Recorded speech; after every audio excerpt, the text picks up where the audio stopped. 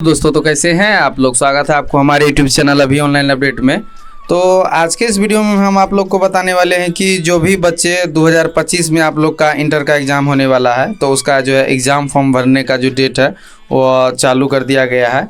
तो हम अपने इस वीडियो में बताएंगे कि आप अपना एग्ज़ाम फॉर्म को किस तरह से भरेंगे कि कोई भी गलती आपसे ना हो, ताकि आपका एडमिट कार्ड जो आता है तो उसमें आपको जो गलती देखने के लिए मिलता है तो आप जो फॉर्म को गलत भरते हैं इसीलिए आपको जो है अलग तरह का परेशानी देखने के लिए मिलता है। ठीक है, तो हम अपने इस वीडियो में बताएंगे कि आपको फॉर्म किस तरह से भरना है।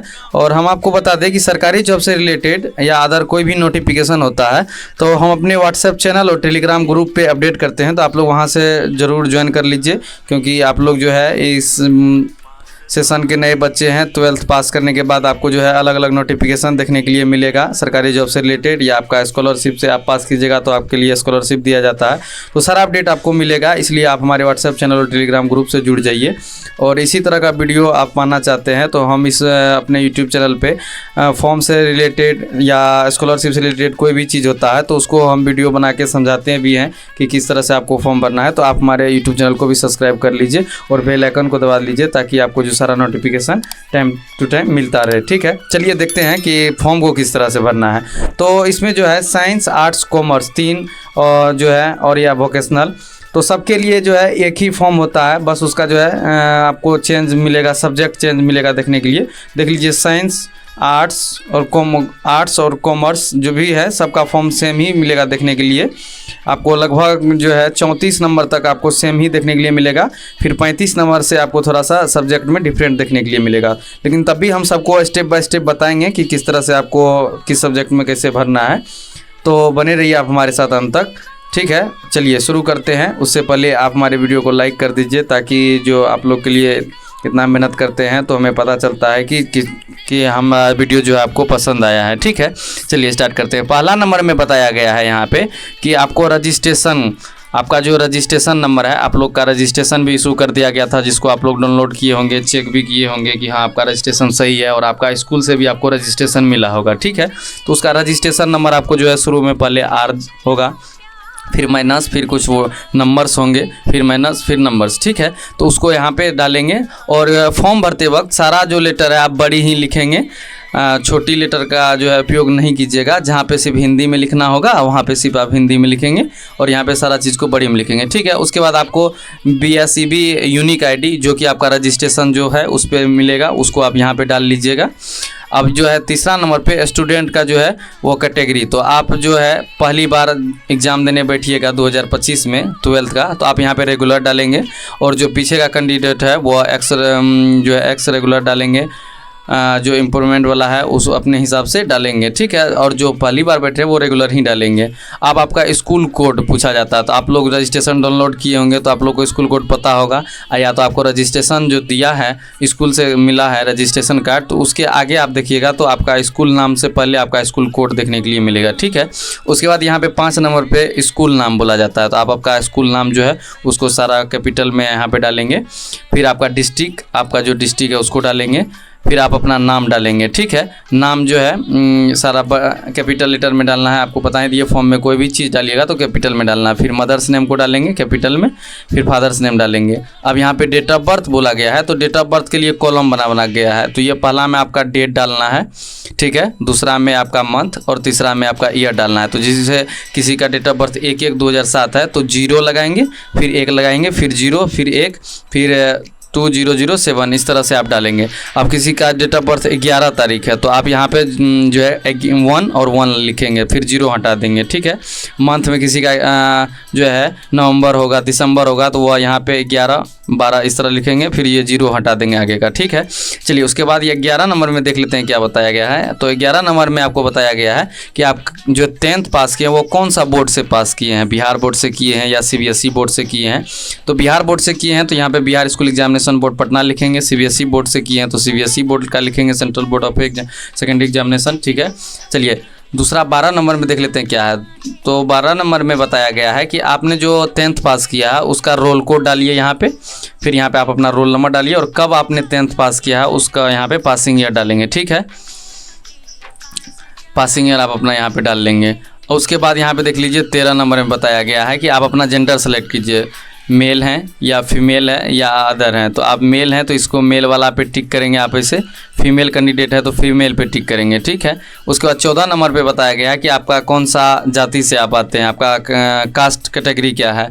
तो जनरल वाले बच्चे हैं तो जनरल को टिक करेंगे, या ईबीसी के कैंडिडेट हैं तो ईबीसी, बीसी हैं तो बीसी को टिक करेंगे। सारा को टिक नहीं करना, जो कैंडिडेट है उसी को टिक करेंगे, ठीक है। जैसे बीसी कैंडिडेट है तो उस बीसी को टिक करेंगे, ठीक। उसके बाद यहाँ पे आपसे 15 नंबर में बोला गया है कि आपके जो है विकलांगता है आप में, तो आप यस करेंगे, नहीं है तो इसको नो करके फिर इस कॉलम को छोड़ देंगे। आप यस कीजिएगा तो इसमें बताना होगा कि आपको किस टाइप से आपका विकलांगता है, कितना %, ठीक है, उसके बारे में बताना। 16 नंबर में बताया गया है कि आपका नेशनैलिटी, आप जो है इंडियन है या अदर कंट्री से हैं, तो आप इंडियन है तो इसमें टिक करेंगे, अदर से हैं तो यहाँ पे नाम डाल लेंगे, ठीक है। उसके बाद 17 नंबर में देख लीजिए, आपसे रिलीजन पूछा जाता है कि आप कौन सा कास्ट से आते हैं, जैसे हिंदू, मुस्लिम, सिख, आप जिससे भी आते हैं, हिंदू से आते हैं तो हिंदू को टिक मारेंगे, ठीक है, अच्छी तरह से, और मुस्लिम है तो मुस्लिम पे टिक मारेंगे। चलिए उसके बाद देख लेते हैं 18 नंबर में क्या बताया गया है। 18 नंबर में आपको आधार नंबर अंकित करना है। जैसे आपका आधार नंबर है, आपके पास आधार कार्ड है तो उस आधार नंबर को यहाँ पे फिल कर देंगे, ठीक है। उसके बाद यहाँ पे बताया गया है कि आपके पास आधार नंबर नहीं है तो नीचे एक कॉलम दिया गया है, इस कॉलम में आप सिग्नेचर करेंगे। जिसके पास आधार कार्ड नहीं है, जिसके पास आधार है और आधार नंबर यहाँ पे आप लोग डाले हैं तो आधार नंबर ही डालेंगे, फिर यहाँ पे आप सिग्नेचर को नहीं करेंगे, ठीक। चलिए उसके बाद देख लेते हैं 20 नंबर में क्या बताया गया है। 20 नंबर में बताया गया है कि आप जो है ऐसा कैंडिडेट है जो पहले भी 12th पास कर चुके हैं, फिर भी आप एग्ज़ाम देने बैठ रहे हैं, तो आप अपना पिछले का जो है रोल कोड और रोल नंबर यहाँ पे डालेंगे और पासिंग ईयर डालेंगे। अब आपसे पूछा जाता है कि आपका जो स्कूल है जहाँ से आप 12th कर रहे हैं वो रूरल एरिया है या अर्बन है, ग्रामीण क्षेत्र का है या शहरी क्षेत्र का है। तो आप ग्रामीण में आते हैं तो ग्रामीण टिक करेंगे, रूरल में आते हैं तो रूरल टिक करेंगे, और अर्बन में आते हैं तो आपका कॉलेज तो उसमें अर्बन टिक कर लेंगे, ठीक है। चलिए वहाँ पे उसके बाद यहाँ पे आप अपना सब डिस्ट्रिक्ट डाल लेंगे, इंस्टीट्यूट का, आपका इंस्टीट्यूट का जो सब डिस्ट्रिक्ट है उसको डाल लेंगे। अब यहाँ पे आपसे मोबाइल नंबर मांगा जाता है और ईमेल आईडी, ठीक है। तो आप अपना मोबाइल नंबर और ईमेल आईडी डालेंगे। तो बहुत सारे बच्चे क्या करते हैं कि अपने जो है पिताजी का नंबर यहाँ पे डाल देते हैं।